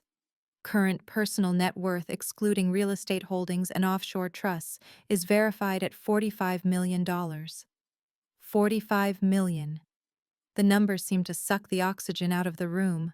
Cousin Ray looked at me, then at his donut, then back at me, realizing he had just snubbed a woman who could buy his entire neighborhood without checking her bank balance. Aunt Sarah let out a small, strangled whimper, but it was Marcus who took the hit the hardest. He looked at the binder in his hands. He looked at the figure printed in black and white. 45 million. It was a number he couldn't even comprehend. He had sold his soul, pawned his mother's jewelry, and committed a felony for $800,000. And I had 45 million. I had been sitting there in my old cardigan, driving my beat-up Honda, listening to him call me a failure, listening to him tell me I was worthless, all while I could have bought and sold him 100 times over before breakfast. The realization hit him like a physical blow. The cognitive dissonance was too much. His worldview, the one where he was the golden prince, and I was the peasant, shattered into a million jagged pieces. "You," Marcus wheezed. His eyes were bulging veins popping out on his neck. "You own the debt. You own the house." I stood up slowly. I walked over to him. I took the binder from his shaking hands and closed it gently. "I own everything, Marcus," I said softly. "I own the mortgage. I own the insurance policy. I own the car you drove here in. And because you signed that paper 5 minutes ago, I effectively own you." Marcus stared at me. He tried to speak. He tried to form a defense, an insult, a plea, anything. But his brain had simply shut down. The stress of the loan shark, the fear of prison, and now the cosmic crushing humiliation of realizing his scapegoat sister was a multi-millionaire, was too much for his system to handle. His eyes rolled back in his head, showing only the whites. His knees, which had been locking and unlocking, suddenly gave way completely. He did not crumple gracefully like they do in the movies. He went down like a tree. He fell backward, his arms flailing, and his head hit the carpeted floor with a heavy, sickening thud. Marcus Emily screamed, dropping to her knees beside him. She slapped his face. "Marcus, wake up!" He did not wake up. He lay there sprawled out in his rumpled suit, his mouth hanging open, unconscious. The room erupted into chaos. Aunt Sarah was fanning herself. Someone was calling for water. But I just stood there looking down at my brother. Sterling stood up and walked over to stand beside me. He looked down at Marcus, then at me. "Shall I call an ambulance, Madam President?" Sterling asked calmly. I looked at Marcus's peaceful, oblivious face. He was escaping the reality he had created. He was taking the coward's way out, even for a few minutes. "Call them," I said, turning away, "and tell them to bill his insurance." "Oh wait, I own that too." I picked up my purse and the stack of old books my parents had left me. I walked toward the door. "Make sure he is awake when the police arrive, Sterling," I said over my shoulder. "I want him to be fully conscious when they put the handcuffs on." I walked out of the conference room, leaving the panic and the smelling salts behind. The golden child had fallen, and the girl with the books had just closed the final chapter. The smell of smelling salts is distinct, sharp enough to wake the dead, or in this case, the financially ruined. Marcus gasped, his eyes flying open as the ammonia hit his senses. For a fleeting second, there was a look of pure confusion on his face, the innocence of a man who had not yet remembered that his life had imploded. But then he tried to move his arms. He tried to reach up to rub his aching head, and he found that he could not. 2 burly security guards from the building lobby, who Sterling had summoned while my brother was unconscious, had him hoisted up by his armpits. They were not being gentle. They dragged him to his feet, his expensive Italian loafers skidding uselessly on the carpet he had soiled with his arrogance just minutes before. Marcus blinked rapidly, his eyes darting around the room, trying to reassemble the shattered pieces of his reality. He saw the relatives huddled in the corner, staring at him like he was a car crash. He saw Sterling closing his briefcase with a final damning click. And then he saw me. I was still standing there holding my books, looking at him with the same impassive expression I had worn when he kicked me out into the rain. Sophia Marcus croaked, his voice thick and trembling. "Tell them to let me go. This is a mistake. I am your brother. You cannot let them arrest me." I did not have to answer him, because before I could even open my mouth, a blur of movement flashed across the room. It was Emily. In the movies, the loyal wife stands by her husband when the walls come crashing down. She holds his hand. She tells him they will get through it together. She promises to wait for him. But Emily was not a movie heroine. She was a parasite, and parasites know exactly when a host is dead. She had spent the last few minutes while Marcus was unconscious doing the math. She realized that with Marcus going to prison and the estate being underwater, her lifestyle was effectively over. There would be no more country club lunches, no more leased Range Rovers, no more pretending to be Atlanta royalty. Unless she found a new host. She marched up to Marcus, her face twisted into a mask of pure, unadulterated loathing.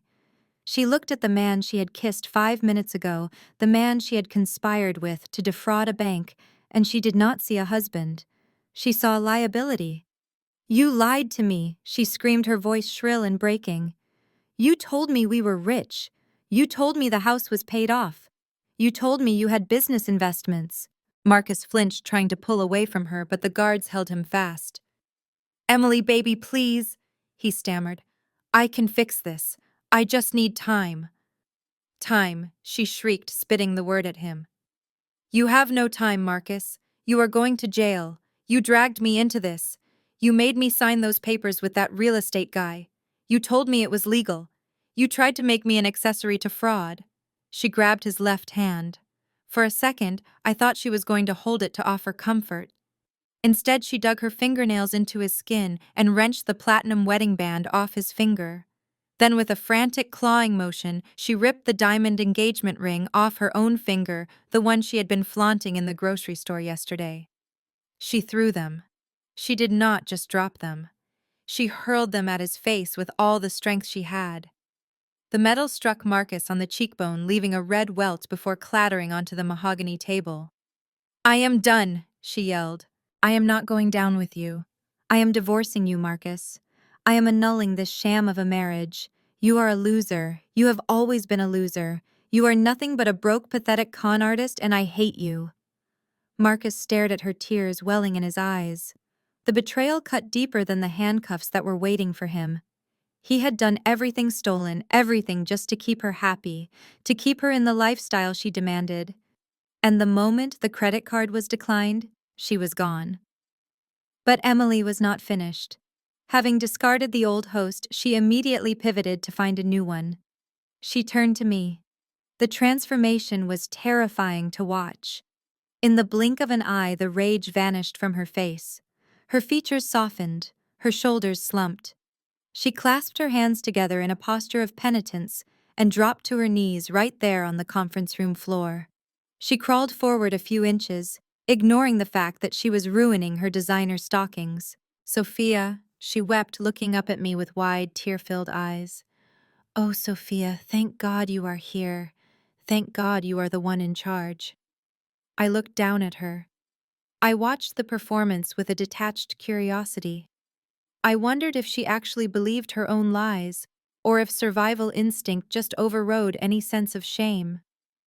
"Please, you have to understand," she sobbed, reaching out to grab the hem of my cardigan. I pulled back sharply out of her reach. She let her hand fall to the carpet, looking dejected. "He manipulated me, Sophia. Marcus is a monster. He forced me to be mean to you. He told me that if I was nice to you, he would cut me off. I was terrified of him. I always admired you. I always told him Sophia is the smart one, Sophia is the one with the real class. But he wouldn't listen." From across the room, Marcus made a strangled noise of protest. "That is a lie," he shouted. "You hated her more than I did. You called her a bag lady yesterday." "Shut up!" Emily screamed back at him, not breaking eye contact with me. "Do not listen to him, Sophia. He is a pathological liar. I was a victim here too. I did not know about the debt. I did not know about the fraud. I am just a girl who got caught up in his web." She shuffled closer on her knees, lowering her voice to a conspiratorial whisper, trying to create an intimacy that had never existed. "I know you have the house now," she said, wiping her eyes. "And a house that size, it needs management. It needs care. I know where everything is, Sophia. I know how to run the household. I can help you." She swallowed hard, degrading herself further with every word. "I will do anything," she pleaded. "I will work for you. I will be your assistant. I will be your housekeeper. I will scrub the floors. I will cook your meals. Just please do not kick me out on the street. I have nowhere to go. My parents won't take me back. Please, Sophia, let me stay in the guest room. I will earn my keep. I will serve you. I will treat you like the queen you are." The room was silent. Even the security guards looked uncomfortable. Witnessing someone strip away their own dignity so completely was painful. Emily, the woman who had looked down on me for decades, the woman who had mocked my clothes and my job, was now begging to clean my toilet just to stay adjacent to wealth. I looked at Marcus. He was weeping openly now, his head hanging low, broken not by the law, but by the realization that his wife was willing to become his sister's servant, rather than stand by him for 1 second of hardship. I looked back down at Emily. She looked hopeful. She saw my silence as consideration. She thought that maybe, just maybe, I was the kind of person who needed a sycophant. She thought that my ego would be stroked by having my enemy as my maid. She did not understand me at all. I took a step closer to her. I let her see the cold, hard judgment in my eyes. "Stand up, Emily," I said quietly. She scrambled to her feet, a smile breaking through her tears. "Oh, thank you, Sophia. Thank you. You won't regret this. I will start today. I will go home right now and start organizing the master bedroom for you. I will make sure everything is perfect." She reached for her purse, ready to rush out and secure her position in my new empire. "Stop," I said. She froze. "You seem to have a selective memory, Emily," I said, my voice carrying to every corner of the room. "Let me refresh it for you." I pointed a finger at her the same way she had pointed at the trash bags on the lawn 2 days ago. "Do you remember Tuesday night?" I asked. "Do you remember standing on the porch sipping your Starbucks, watching me drag my life across the wet grass?" Emily's smile faltered. That was Marcus. He made me." "No," I cut her off. "You laughed. I saw you. You laughed when the bag split open. You laughed when I asked for my laptop. You told me I brought down the property value." I took another step toward her, forcing her to back up until she hit the edge of the table. "You threw 4 bags of trash onto the lawn that night, Emily," I said, my voice hard as steel. "You treated me like garbage because you thought I was poor. You thought I had no power. And now that you know I have $45 million, you think you can scrub a few floors and erase 20 years of cruelty." I shook my head slowly. "I do not need a maid, Emily. I have a staff of professionals who are paid very well and treated with respect. I do not allow toxic waste in my home." Her face crumbled. But where will I go?" "I do not know," I said. "And frankly, I do not care. But I do know one thing." I leaned in close, so close I could see the panic dilating her pupils. "You are not going back to 42 Willow Creek Drive. My security team is already there changing the locks again, and this time they have a list of people who are banned from the premises. Your name is at the very top." I straightened up and looked at the guards. "Take Mr. Wilson to the precinct," I ordered. "The police are expecting him." Then I looked at Emily. "And escort Mrs. Wilson to the sidewalk. She likes fresh air." "Sophia, please," she wailed, reaching for me again. I stepped back, clutching my books to my chest. "You threw 4 trash bags out on the lawn, Emily," I said, delivering the final verdict. "You wanted the house to be clean. Well, I am granting your wish. You are the 5th bag." I turned my back on her. "Get out," I said. The guards grabbed Marcus, who was too weak to fight, and began dragging him toward the door. Emily stood there for a second, looking at my back, looking at the life she had lost. Then realizing there was no mercy to be found here, she let out a sob and ran out of the room, chasing after the husband she despised solely because he was the only one left who might share a park bench with her. I heard the heavy door slam shut behind them. The silence returned to the room. I looked at Aunt Sarah. I looked at Cousin Ray. They were shrinking in their seats, terrified that I would turn my gaze on them next. I did not bother. They were small fry. They were irrelevant. I looked at Sterling.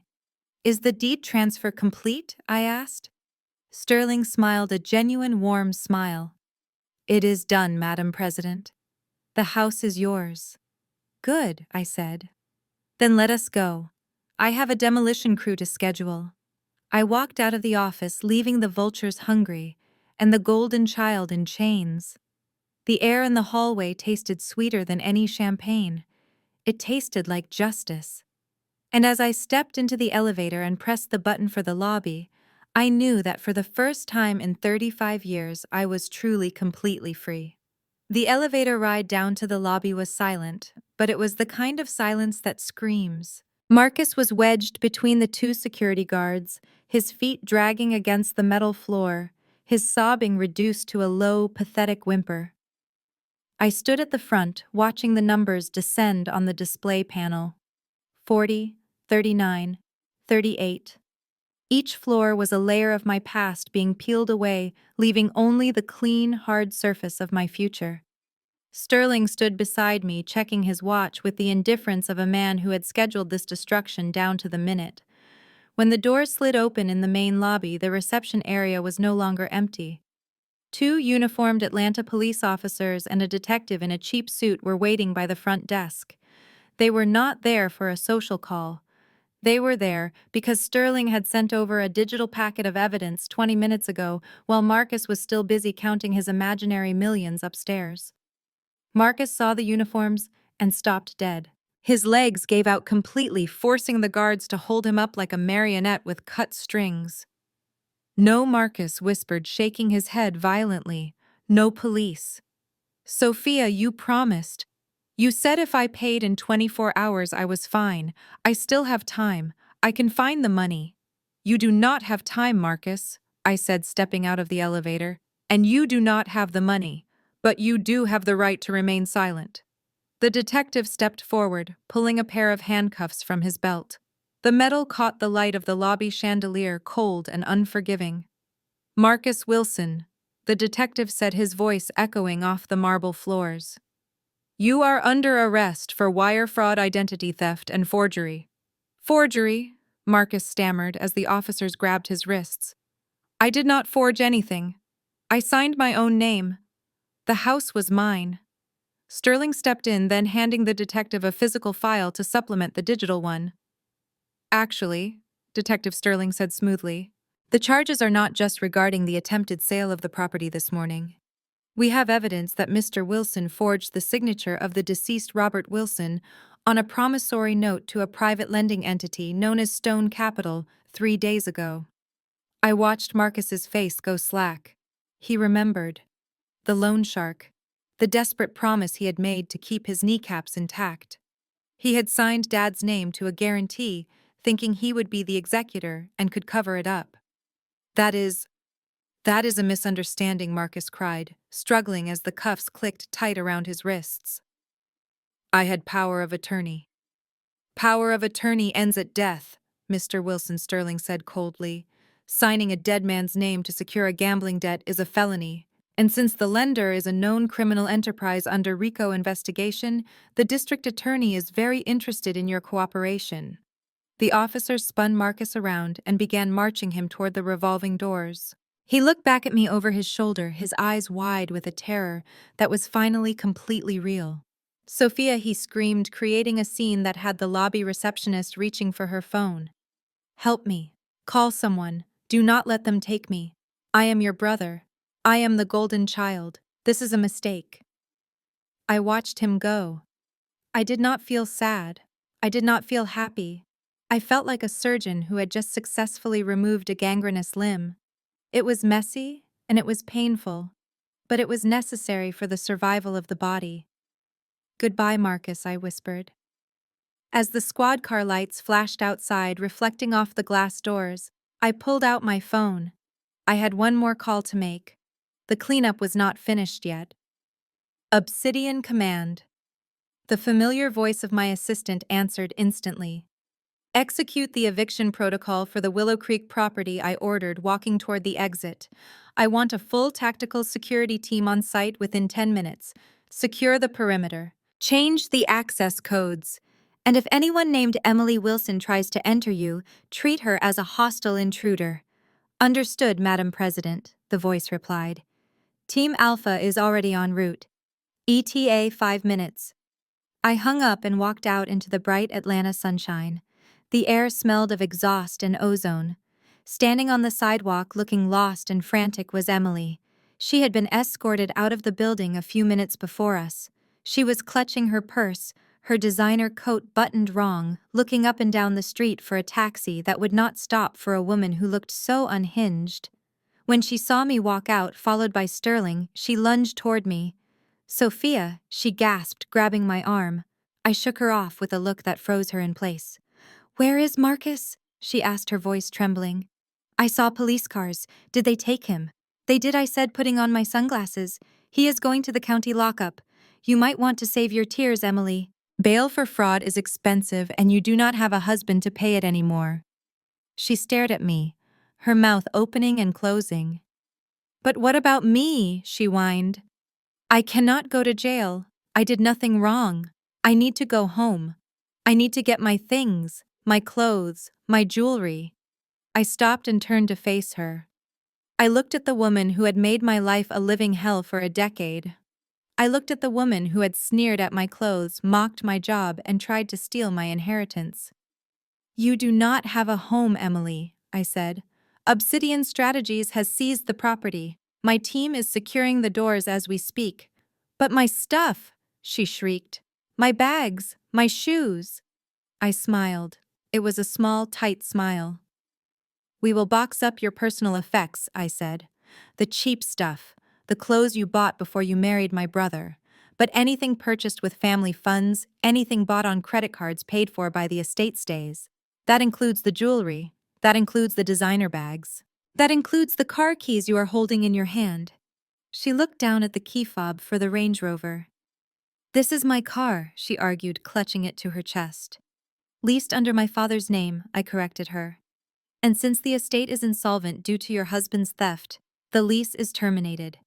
I signaled to one of the security guards who had accompanied us down. He stepped forward and held out his hand. "Key?"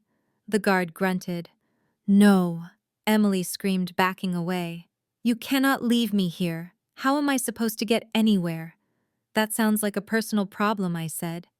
The guard stepped forward and simply plucked the keys from her hand. She was too shocked to fight back. She watched him walk away toward the parking garage to repossess her last symbol of status. Now she was truly alone. No husband, no house, no car. She fumbled in her purse and pulled out her wallet. She pulled out a credit card, a platinum Amex that had been her magic wand for years. "I will get a hotel." She spat at me, trying to regain some shred of dignity. "I will go to the Ritz. I will call my parents. They will fix this." She turned and marched toward a waiting taxi, waving the card. I looked at Sterling. "Did you execute the freeze I asked?" Sterling nodded. "All accounts associated with Marcus and Emily Wilson were flagged for fraud 10 minutes ago. Every card she has is a piece of plastic." We watched as she got into the taxi. We watched her argue with the driver. We watched her swipe the card. We saw the driver shake his head. She swiped another one. He shook his head again. She swiped a third. The driver got out of the car. He opened the back door and pointed to the sidewalk. Emily was shouting, pointing at her phone, pointing at us. The driver did not care. He pulled her bag out and set it on the curb. She stood there, stranded on the concrete, realizing that the magic wand had run out of power. She looked back at me. I could see the hate in her eyes, but underneath the hate was a terrifying, hollow realization. She was exactly where she had tried to put me. She was homeless. She was broke, and she was alone. I turned to Sterling. "My car is here," I said as the black Maybach pulled up to the curb. The driver opened the door for me. "Are you going to the house?" Sterling asked. "No," I said, sliding into the leather seat. "The team can handle the cleanup. I have a flight to catch. The senator needs me in D.C. And frankly, Sterling, I am done with the trash in Atlanta." I looked out the window as the car pulled away. I saw Emily sitting on her suitcase on the side of the road, burying her face in her hands. I saw the police car carrying Marcus turning the corner toward the precinct. I took a deep breath. For years I had carried the weight of their judgment. I had carried the shame of being the scapegoat. I had let them treat me like I was nothing because I thought that was what family did. I thought love meant enduring abuse. But as the city skyline faded in the distance, I realized the truth. Love is not endurance. Love is respect. And if they could not respect me when I was Sophia the nurse, they certainly did not deserve me when I was Sophia the CEO. I opened my laptop. The real one. The one with the codes and the contracts and the power. I had a meeting in 2 hours. I had an empire to run. The chapter of the Wilson family drama was closed. And as I typed in my password, I didn't feel a shred of guilt. I just felt the cool, clean weight of absolute victory. The house at 42 Willow Creek Drive stood silent in the afternoon sun. For the first time in 35 years, there were no voices raised in anger behind its brick facade, no champagne glasses clinking in false celebration, and no heavy footsteps of a brother pacing the floor plotting his next con. The windows were dark, staring out at the manicured lawn like hollow eyes. The neighbors who had watched the police cars take Marcus away just yesterday were peeking through their blinds, desperate to see what the final act of the Wilson drama would be. I stood on the sidewalk, the same spot where I had stood 3 days ago in the pouring rain. But I was not wet today. I was not shivering. I was wearing a white silk suit that caught the light, and I was holding a Mont Blanc pen instead of a trash bag. The front door was open. My security team had cleared the building hours ago, removing the few personal items I had designated for storage. The rest, the furniture Marcus had bought on credit, the curtains Emily had picked out to impress her friends, the dining table where my parents had sat and told me I was a disappointment, was still inside. I walked up the path. The sound of my heels on the stone was sharp and authoritative. I stepped into the foyer. It smelled of stale air and the lingering scent of Emily's cloying perfume. I walked through the living room, running my hand along the back of the sofa. I felt nothing. No nostalgia, no sadness, no anger. It was just a house. It was just a collection of wood glass and drywall that had witnessed the slow, systematic breaking of a child's spirit. For a moment, I could almost see the ghosts of my past. I saw a 6-year-old Sophia reading in the corner, trying to make herself invisible so she wouldn't be yelled at. I saw a teenage Sophia presenting her straight A report card only to be ignored because Marcus had scored a touchdown in a junior varsity game. I saw the adult Sophia, the nurse, the caregiver, being handed a glass of water by a mother who would later leave her nothing but old books. A man in a hard hat stepped into the doorway, breaking my reverie. He looked hesitant, holding a clipboard against his chest. "Ms. Wilson," he said, clearing his throat. "The crew is ready. The heavy machinery is positioned around the back." But I just wanted to verify the order one last time. He looked around the grand living room, taking in the crystal chandelier and the marble fireplace. "This is a solid structure, ma'am," he said. "Good bones. The market value on the building alone is substantial. Are you sure you want to proceed with a full demolition? We could just strip the interior if you want to remodel." I turned to look at him. I smiled, and it was the lightest I had felt in years. "I am sure," I said. "There are some stains that a remodel cannot fix. The rot in this house goes down to the foundation." I took the clipboard from him. The paper fluttered slightly in the breeze coming through the open door. The work order was simple: total demolition, site clearance, soil remediation. I signed my name at the bottom, Sophia Marie Wilson. The signature was bold and unhesitating. "Tear it down," I said, handing the clipboard back. "Every brick, every beam. I do not want a single wall left standing by sunset. The foreman nodded, sensing the steel in my voice. Understood. We will start immediately. I walked back out onto the lawn. I did not stay to watch the first swing of the excavator. I did not need to see the violence of the destruction. I knew what was coming. I walked toward the black Maybach waiting at the curb. The driver, a man named Thomas, who had been with me since I started Obsidian Strategies, held the back door open. "Where to?" Madam President Thomas asked. "The airport."